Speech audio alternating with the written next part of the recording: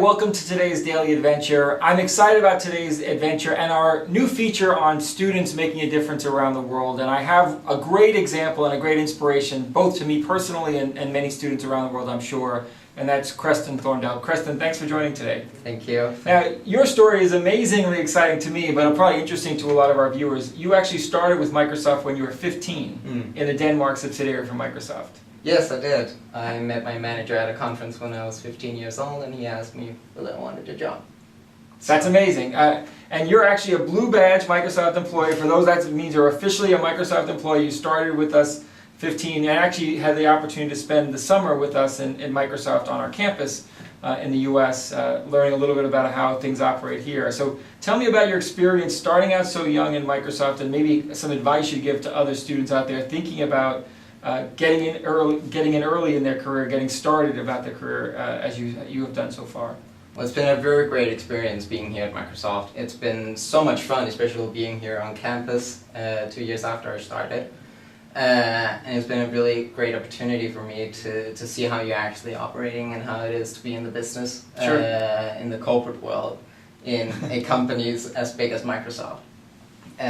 One thing that I've learned a lot about is how we actually engage in education, how much we actually encourage schools and teachers and students to go in and use technology in education and to actually make projects surrounding that.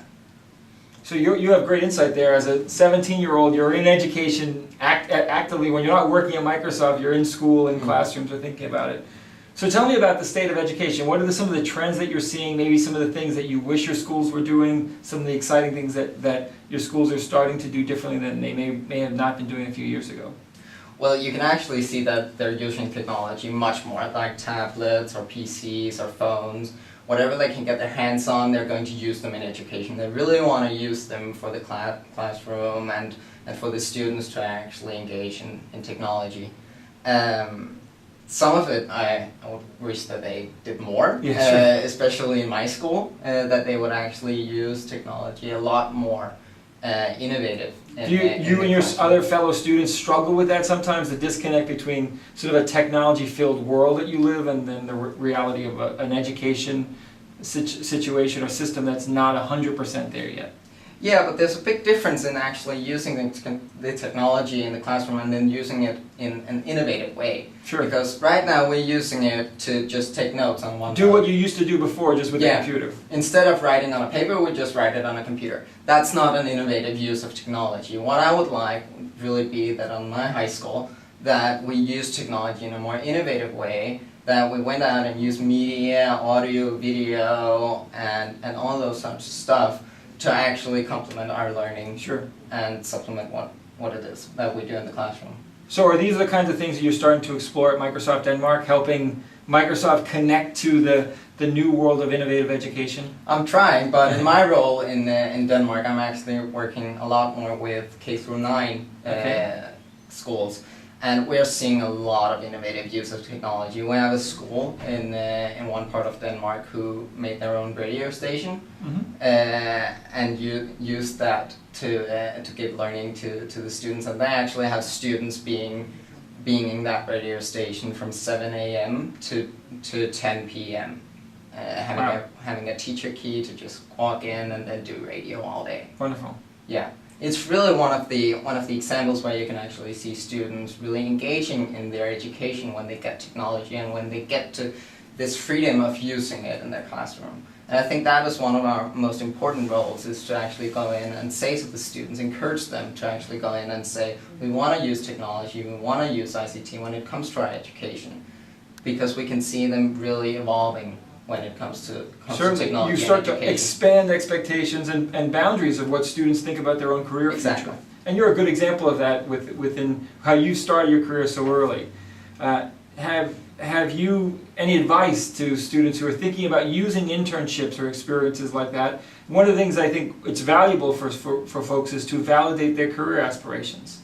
So some people who may think that they want to do one career maybe start an internship at a company and realize maybe that's not really for me.